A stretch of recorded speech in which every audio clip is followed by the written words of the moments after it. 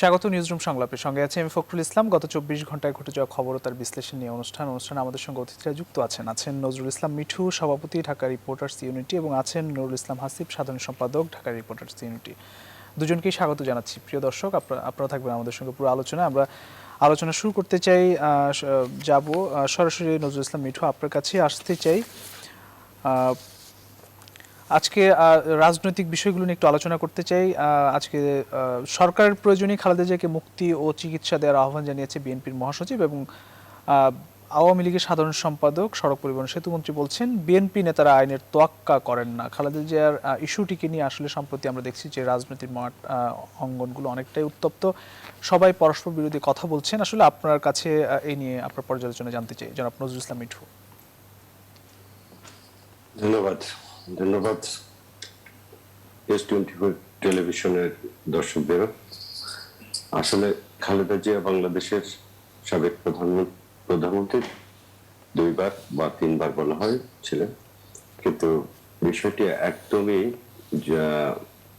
আইনগতভাবে নির্ধারিত করা আছে যে তার চিকিৎসা কোথায় হবে, কিভাবে হবে, এবং যেহেতু তিনি একজন কনভিক্টেড আসামি এবং তার বিরুদ্ধে দুর্নীতির অভিযোগে রায় হয়েছিল, জেল হয়েছিল, সেন্টেন্স হয়েছিল, তাকে একটি বিশেষ ব্যবস্থাপনায় মুক্ত রাখা হয়েছে এবং তার যে কনভিকশনটা আছে সেটাকে সাসপেন্ড করে, তার যে সেন্টেন্সটা ছিল সেটা সাসপেন্ড করে, তার কনভিকশনটা কিন্তু রয়ে গেছে।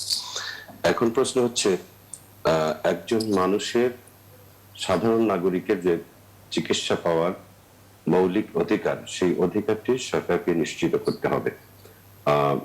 কিভাবে করবেন সেটা ডেফিনেটলি সরকারই বলতে পারবেন, কোন আইনের বলে তাকে চিকিৎসা দেওয়া হবে। কারণ একটি মানুষ চিকিৎসা পাওয়ার যেই অধিকার, সেই অধিকারটি তার রয়েছে। এখন আইনের মধ্যে থেকেই তাকে চিকিৎসাটা কিভাবে দেওয়া যাবে সেটা সরকারকে নির্ধারণ করতে হবে।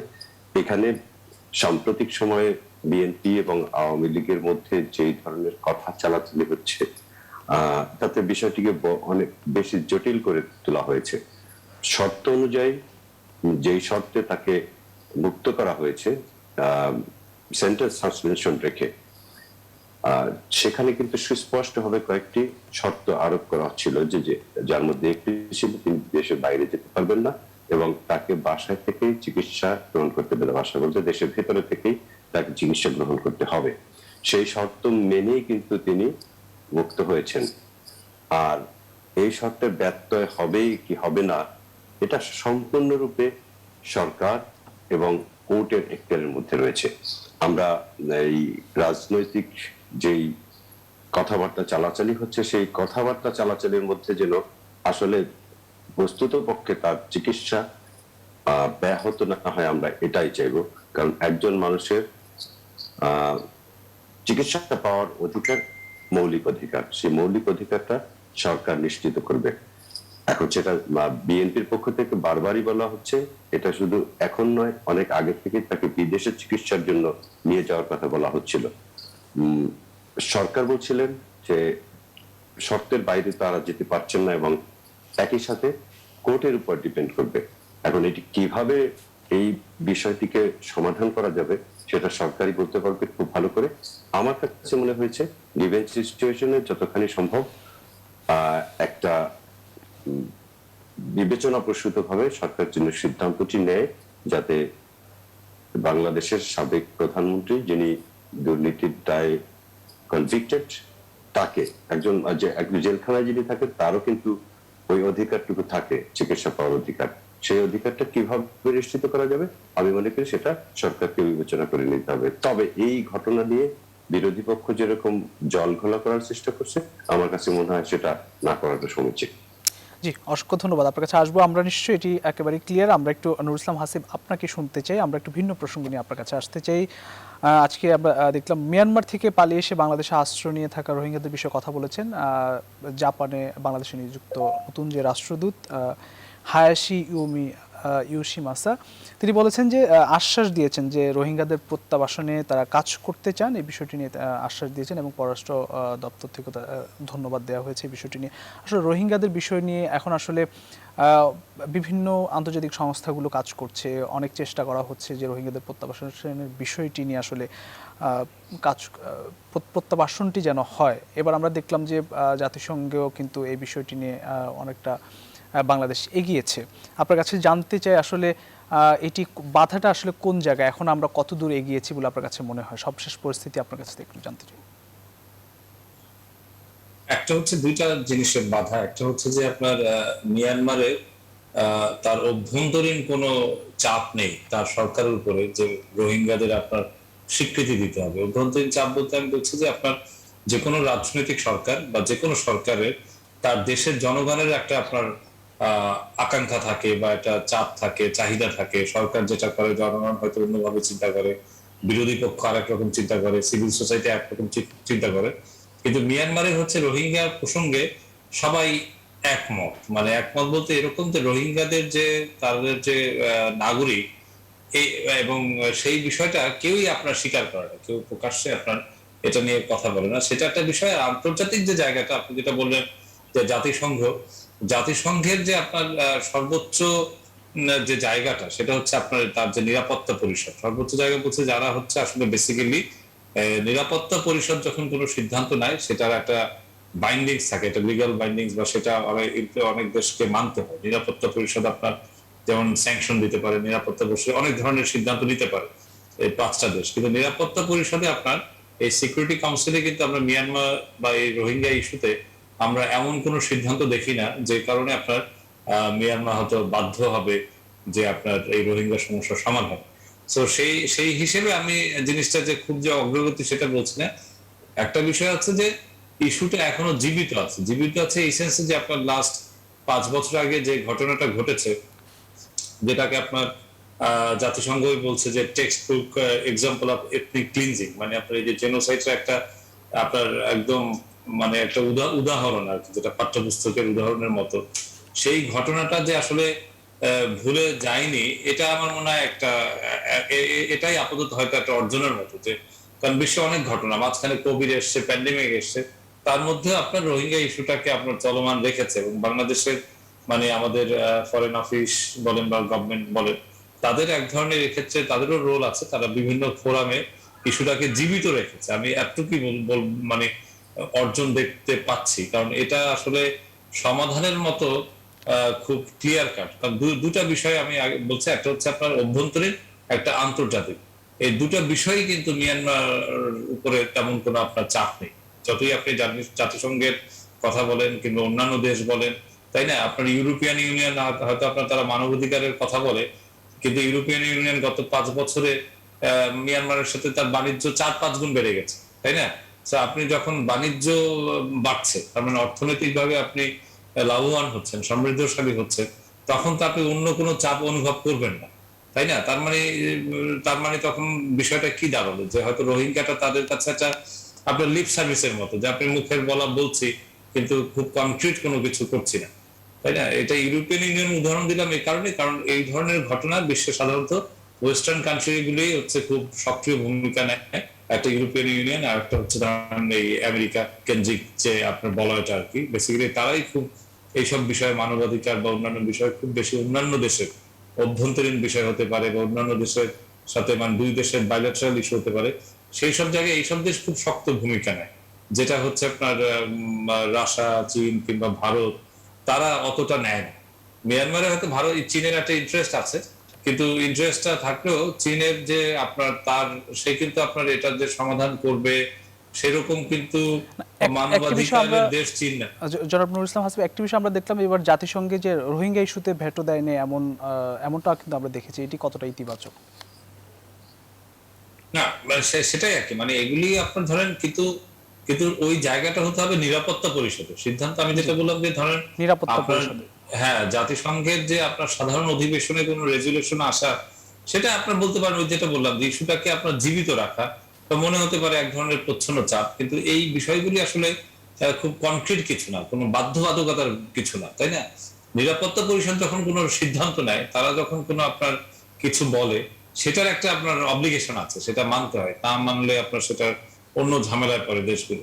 কিন্তু এইগুলি আসলে করে আপনার কতটা মানে আগাতে পারবে, মানে ওই যেটাই বললাম যে ইস্যুটা আপনার মরে যায়নি, ইস্যুটা আপনার এখনো জীবিত আছে, সেটা একটা ভালো দিক আসলে।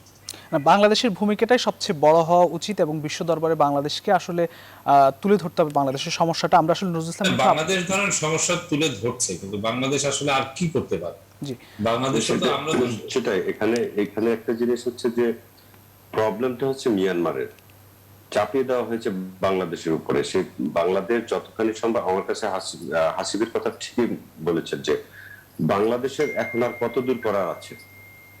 বাংলাদেশ হিউম্যানিটেরিয়ান গ্রাউন্ডে প্রায় 10-11 লক্ষ রোহিঙ্গাকে এখানে আশ্রয় দিয়েছেন। অন্যান্য রাষ্ট্রগুলোর যে রকম দায়িত্বশীল হওয়ার কথা ছিল এই মানবাধিকারের প্রশ্নে, আমরা লক্ষ্য করেছি যে ওই দেশগুলো কিন্তু সেই রকম ভাবে কোনো রেসপন্স করেনি। বাংলাদেশে যদি কোনো ঘটনা ঘটে, কোনো ছোটখাটো ঘটনাও ঘটে, সেটাকে ইন্টারন্যাশনালি কিন্তু অনেক বড় করে দেখানো হয়। কিন্তু মিয়ানমারের অভ্যন্তরে এখনো যেই ঘটনাগুলো ঘটছে, সেগুলো কিন্তু ওরকম কোনো রিয়াকশন আমরা দেখছি না। সেক্ষেত্রে আমার কাছে মনে হয়েছে যে জাপান বলেন, চীন বলেন, আমেরিকা বলেন, পাকিস্তান বলেন, অথবা ইন্ডিয়া বলেন, আমার কাছে কারো স্ট্যান্ডটি সুস্পষ্ট ভাবে মনে হয় না যে তাদেরকে প্রত্যাবাসনের জন্য একটা কনক্রিট সিদ্ধান্ত নেওয়ার ক্ষেত্রে হেল্প করতে পারে এখনো পর্যন্ত আমার কাছে মনে হয়েছে। তবে এই বিষয়গুলোতে সবচেয়ে বেশি ভালো যে ভূমিকা রাখতে পারে জাতিসংঘ এবং আশেপাশের যে দেশগুলো আছে, সেই দেশগুলো যদি ঐক্যবদ্ধভাবে কোনো সিদ্ধান্ত নিতে পারে, যে মিয়ানমারকে বাধ্য করতে পারে যে তোমার দেশের লোকজনকে তোমাকে ফিরিয়ে নিতে হবে, তাহলেই শুধুমাত্র এটা রিপ্যাট্রিয়েশন সম্ভব। এবং এই রিপ্যাট্রিয়েশন কিন্তু রোহিঙ্গারা যারা এখানে আছেন তারাও চাচ্ছেন, তারাও তার নিজ ভিটায় ফিরে যেতে চাচ্ছেন। একটি বিষয় আমি একটু যদি যুক্ত করি, এখানে কিন্তু জি যে বাংলাদেশে যে যারা মানবাধিকার সংস্থা বা যেসব এনজিও গুলো আসলে কাজ করছে, মাননীয় প্রধানমন্ত্রী তো কিন্তু স্পষ্ট করে সরাসরি বলে ফেলেছেন যে তাদের আসলে বাণিজ্যিক কারণে বা তাদের নিজেদের সুবিধার জন্য তারা আসলে কাজ করছে। অ্যাকচুয়ালি রোহিঙ্গাদের নিয়ে আসলে রোহিঙ্গাদের প্রত্যাবাসন বিষয় নিয়ে তাদের আসলে তেমন মাথা ব্যথা বা গুরুত্ব তাদের নেই। সেই জায়গাটাতে কোনো পরিবর্তন হয়েছে কিনা? না, সেটা কোনো পরিবর্তন আমরা ইতিমধ্যে লক্ষ্য করি না। আর প্রধানমন্ত্রী যখন এরকম একটি কমেন্ট করেন, ডেফিনেটলি তার কাছে তথ্য প্রমাণ আছে বলে তিনি করেন। আমরা এটাকে খুবই রেসপন্সিবল একটা কমেন্ট বলে ধরে নেই সবসময়। কিন্তু এই এইড এজেন্সিগুলোর যেই ভূমিকা, যে রেসপন্স হওয়ার কথা, সেই রকম ইফেক্টিভ কোনো কার্যক্রম আমরা দেখি না। শুধু তাদেরকে এখানে রাখার ব্যাপারে যতটা তাদের আগ্রহ আছে, তাদেরকে ফিরিয়ে দেওয়ার ব্যাপারে অতখানি আগ্রহ কিন্তু তার কারোর মধ্যে নেই, অথবা এখান থেকে কাউকে থার্ড কান্ট্রিতে রিপ্যাট্রিয়েশন করারও কোনো ইতিবাচক দিক এখনো পর্যন্ত গত 4 বছর আমরা লক্ষ্য করিনি। সুতরাং প্রধানমন্ত্রী যেটি বলেছেন সেটি জেনে বুঝেই বলেছেন। বাট এখানে আন্তর্জাতিক যে সংস্থাগুলো কাজ করছে, আমাদের আহ্বান সুস্পষ্ট যে তাদেরকে কাজ করতে হবে রিপ্যাট্রিয়েশনের জন্য, তাদেরকে যাতে ডিগনিফাইড ওয়েতে রিপ্যাট্রিয়েট করা যায় সেই লক্ষ্যে কাজ করা উচিত। কারণ বাংলাদেশ এমনিতেই একটি জনবহুল দেশ, ইতিমধ্যে এখানে কিন্তু অনেক রকমের ইমব্যালেন্স তৈরি হয়েছে। ধরেন কক্সবাজারের যদি লোকাল পপুলেশনের কথা বলি, ওই বুকিয়া এবং টেকনাফে লোকাল পপুলেশনকে কয়েকগুণ সারপ্লাস করেছে এই রোহিঙ্গা শরণার্থীরা। সুতরাং এখানে কাজের ক্ষেত্রে, পরিবেশের ক্ষেত্রে নানা ধরনের গবেষণা কিন্তু হয়েছে যে তাদের এখানে থাকাটা বাংলাদেশের সার্বিক পরিস্থিতি খারাপ করছে। সেই ক্ষেত্রে আমার মনে হয় যে আন্তর্জাতিক সংস্থাগুলো, বিশেষ করে এইড এজেন্সি যারা, সেই এইড এজেন্সিগুলোকে আসলে কাজটা করতে হবে শুধুমাত্র তাদেরকে রিপ্যাট্রিয়েট করার জন্যই। শুধুমাত্র এখানে থেকে, এখানে রেখে তাদেরকে এই সমস্যার সমাধান সম্ভব নয়। জি, আসবো আপনার কাছে। আমরা একটু নুরুল ইসলাম হাসিব আপনার কাছে আসতে চাই। সড়ক দুর্ঘটনা নিয়ে আজকেও আমরা দেখলাম যে রমনা পার্কের সামনে এক নারীকে মোটরসাইকেল আহত করে এবং পরে তিনি মারা যান। আসলে সড়ক দুর্ঘটনাগুলো কোনোভাবেই থামছে না, সড়ক দুর্ঘটনা তো ঘটছে, কিন্তু এর জন্য যে কার্যকর উদ্যোগগুলো আমরা কি সেভাবে দেখছি কিনা? ছাত্রদের আন্দোলন আমরা দেখছি, বারবারই কিন্তু সড়কে মৃত্যুর মিছিল সেটি বাড়ছে, কি বলবেন? এটা বাড়বে, কারণ হচ্ছে আপনার সড়কের ম্যানেজমেন্ট নাই। ম্যানেজমেন্ট মানে হচ্ছে কি, সড়কের ম্যানেজমেন্টটা কিন্তু একটা বৈজ্ঞানিক ম্যানেজমেন্ট। আপনি দেখবেন এই যে সড়ক নিয়ে পড়াশোনা কিন্তু বুয়েটে হয়। বুয়েট একটা বৈজ্ঞানিক জায়গা, তাই না, সায়েন্স পড়া, তার মানে এটার একটা সাইন্টিফিক ম্যানেজমেন্ট আছে। কিন্তু আমাদের দেশে এটা খুবই মানে আনফরচুনেট যে আসলে এই জায়গাটা মানে ঠিক হচ্ছে না। এটা দিনের পর মানে বছরের বছর একই রকম আছে। এই ট্রাফিক ম্যানেজমেন্ট বলেন, সড়ক বলেন, মানে সবই একই রকম একটা অবস্থা, যার ফলে আসলে এরকম দুর্ঘটনা হয়ে থাকে। একটা হচ্ছে আমাদের রাস্তাঘাটের কোনো ডিসিপ্লিন নাই। আপনি দেখবেন যে গত কয়েক বছরে কিন্তু আমাদের প্রচুর রাস্তা বেড়েছে, রাস্তা হয়েছে আমাদের, এই যে আপনার ফ্লাইওভার হয়েছে, হ্যাঁ, ছোটখাটো ব্রিজ, অনেক কিছু হয়েছে। কিন্তু তারপরেও দেখবেন আপনার এই ইনডিসিপ্লিনের কারণে সড়কে কোনো নিয়ন্ত্রণ নাই, বা ইনডিসিপ্লিন এই কারণে আপনার এই ট্রাফিক কনজেশন গুলি আপনার থেকে যাচ্ছে, তাই না? সো এটা আসলে একটা ওভারঅল ম্যানেজমেন্ট, তাই না? ওভারঅল ম্যানেজমেন্ট যখন হবে, আপনার শহরের মধ্যে কিন্তু এত অ্যাক্সিডেন্ট, আমাদের যেমন শহরের মধ্যে খুব অ্যাক্সিডেন্ট হয়, বাইরে কিন্তু শহরের মধ্যে এত অ্যাক্সিডেন্ট হয় না। অ্যাক্সিডেন্ট গুলো বাইরে হয়, মহাসড়কে বা অন্যভাবে অন্য অ্যাক্সিডেন্ট গুলি হয়। কারণ সড়কের মধ্যে কিন্তু আপনার অনেক রেগুলেটেড থাকে, এখানে স্পিড রেগুলেশন থাকে, এখানে আপনার ট্রাফিক ম্যানেজমেন্টটা ভিন্ন রকম থাকে। আমাদের তো ধরেন এই অটোমেটেড যে সিগন্যালিং, সেটাও কিন্তু আমরা এখনো করতে পারিনি। এই জায়গাটায় কিন্তু ডিজিটালাইজেশন আপনি পিছিয়ে আছে। সড়কে আপনার দেখবেন যান্ত্রিক অযান্ত্রিক একসাথে ছুটছে, তো এটা কিভাবে সম্ভব বলেন? আপনি রিক্সা, ভ্যান, ঠেলা, গাড়ি, এগুলি আপনার সম্ভব একবারে চালানো?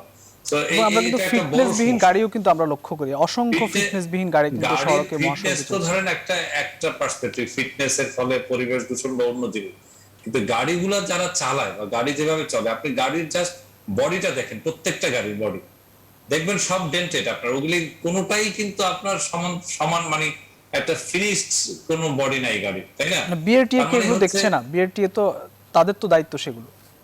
না, বিআরটিএ তো আপনার এই রেগুলেশন তো আপনার করছে না। আমি বললাম যে এটা আসলে এখন আর বিআরটিএ পর্যায়ে না, এটাকে আরো উপর পর্যায়ে এনে এটাকে ওভারঅল ম্যানেজ করতে হবে। কারণ আপনি যে ধরেন আপনার এই যে পাবলিক ট্রান্সপোর্ট, আবার এটা আরেকটা প্রসঙ্গ যে আমাদের যে এই বাসের কথা বললেন, তো এটা তো আসলে আরেকটা নৈরাজ্যকর জায়গা, তাই না? বাসের কোনো আপনার এর কোনো ম্যানেজমেন্ট নেই।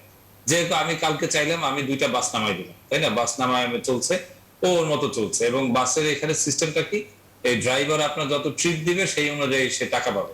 এটা কিন্তু ফিক্স স্যালারি না।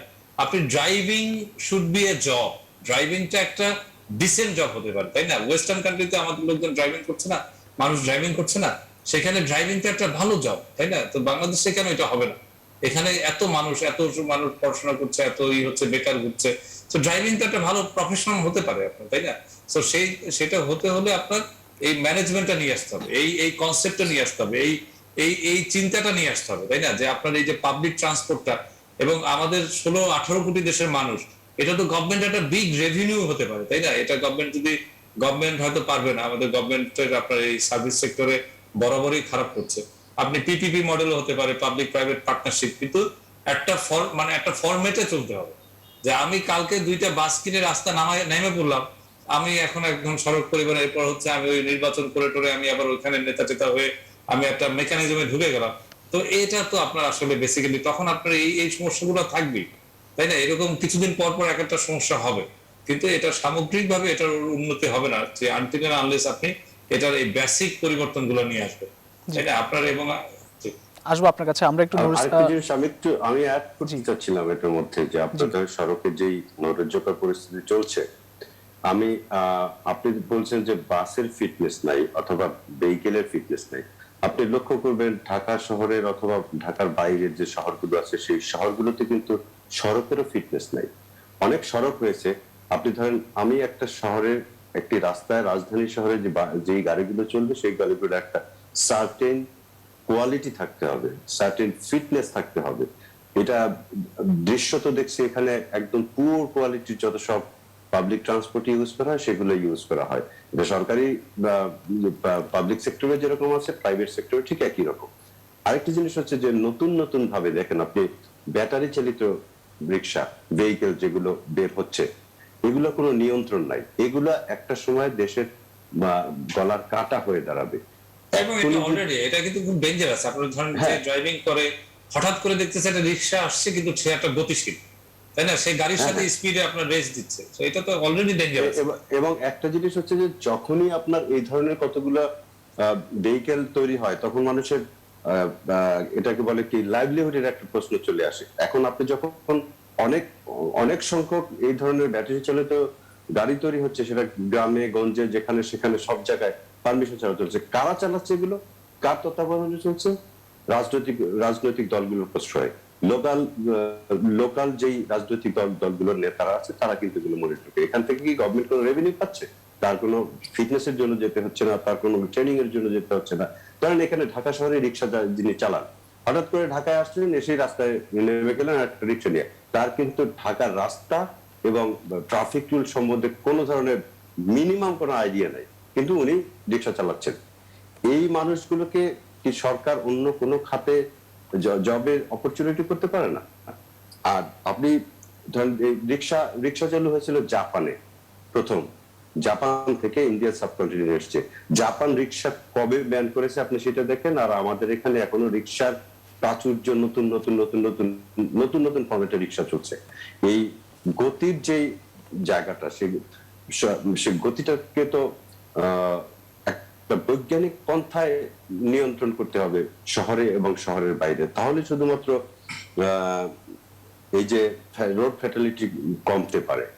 রোড ফ্যাটালিটি বাংলাদেশে যে পরিমাণ মানুষ মারা যায় রাস্তায়, একটা যুদ্ধে অত, ওই আফগানিস্তানের যুদ্ধে অত বেশি লোক মারা যায় না প্রতি বছর। 8,000 লোক, 8,000 থেকে 10,000 মানুষ মারা যায়, এটা কোনো ছোট্ট অঙ্ক না ভাই। এবং সরকারকে অবশ্যই এই জায়গায় বেশি মনোযোগী হতে হবে।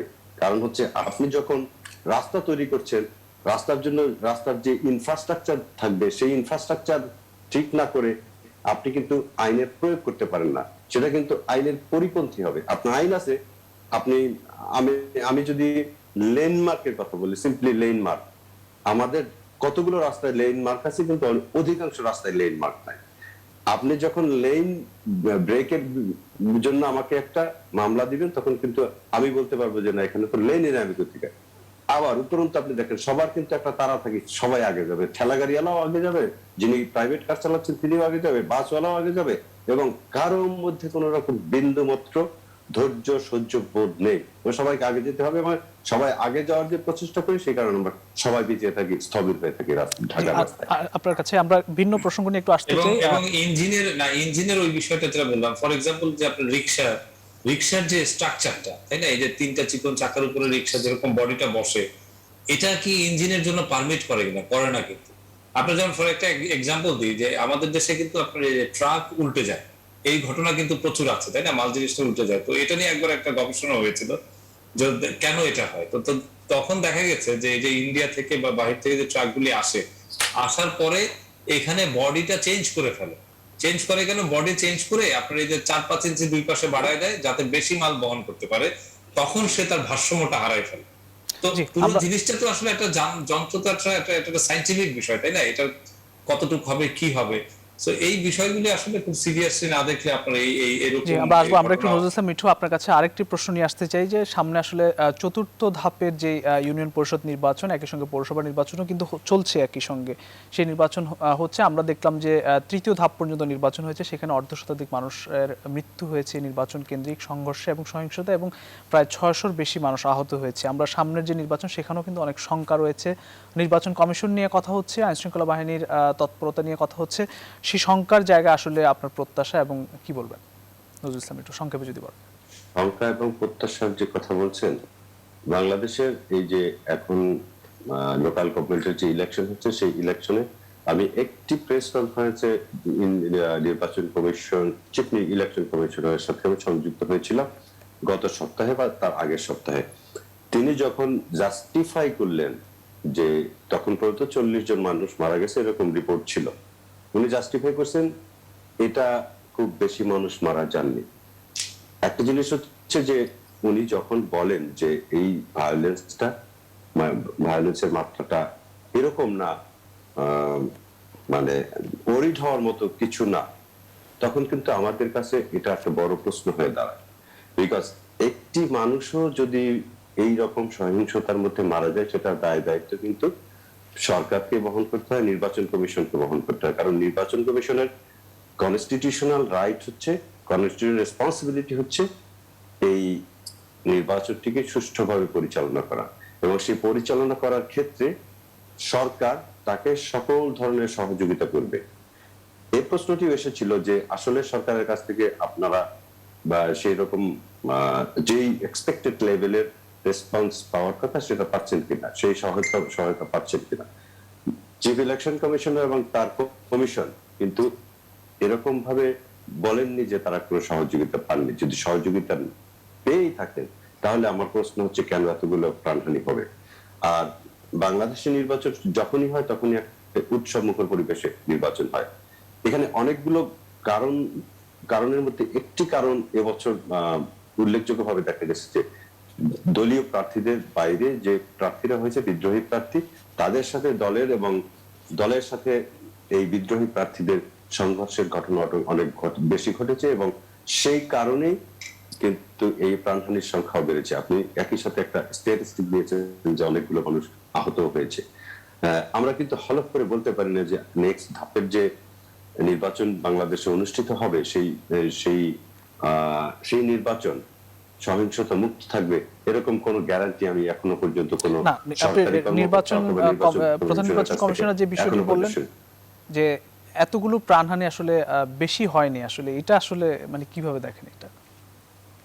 না, ডেফিনেটলি এটাকে আমি তো বললামই যে তাদের কাছে মনে হচ্ছে যে এই ধরনের ঘটনা, ওনাদের এক্সাম্পল হচ্ছে যে এইরকম ঘটনা তো ঘটেই থাকে, সাধারণভাবে ঘটে থাকে, সাধারণভাবে মানুষ মারা যাচ্ছে।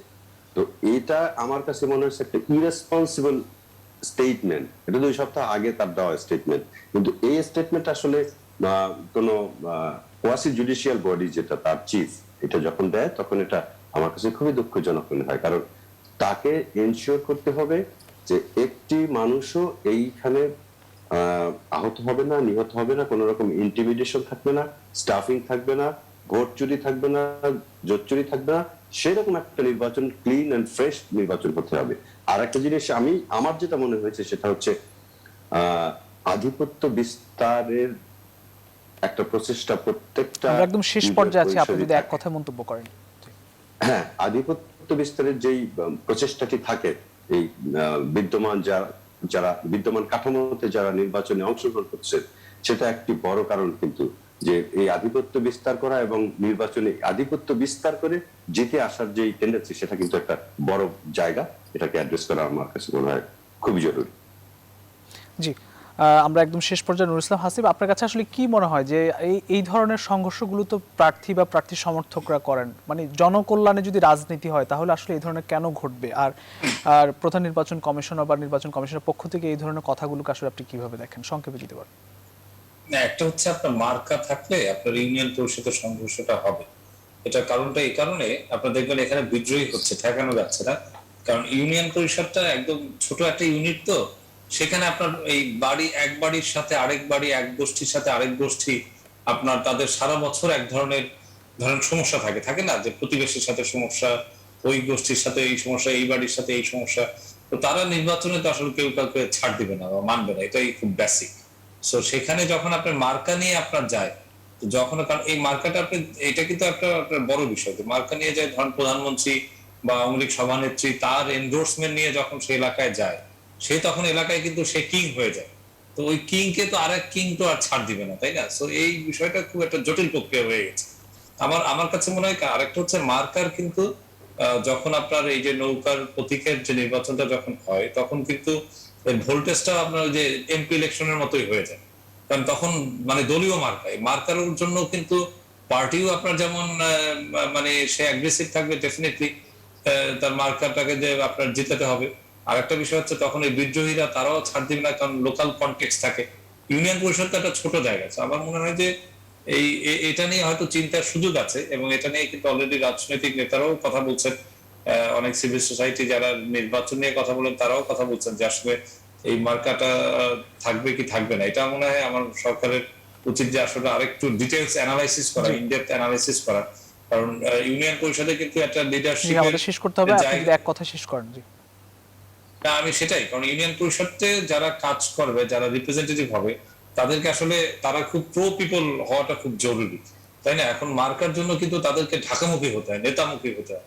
তো সেটা কিন্তু আরেকটা চ্যালেঞ্জ, কিন্তু আপনার লিডারশিপ লিডারশিপের ক্ষেত্রে সেটা আরেক ধরনের জি, আপনার অসংখ্য চ্যালেঞ্জ ধন্যবাদ। তৈরি হয়েছে। জি, অমিক্রণ নিয়ে শঙ্কা বাড়লে প্রয়োজনীয় শিক্ষা প্রতিষ্ঠান বন্ধ ঘোষণা করা হবে বলে জানিয়েছেন শিক্ষামন্ত্রী, এবং তবে ভয়ের কিছু নেই অমিক্রণ নিয়ে, সেটা জানিয়েছেন স্বাস্থ্যমন্ত্রী। পররাষ্ট্রমন্ত্রী বলেছেন আফ্রিকা থেকে কেউ আসতে চাইলে বোর্ডিং পাস দেয়া হবে না। মোটামুটি নিউজরুম সংবাদ এখানেই শেষ করছি। আবার দেখা হবে আগামীকাল একই সময়। সবাই ভালো থাকবেন, সুস্থ থাকবেন। শুভরাত্রি।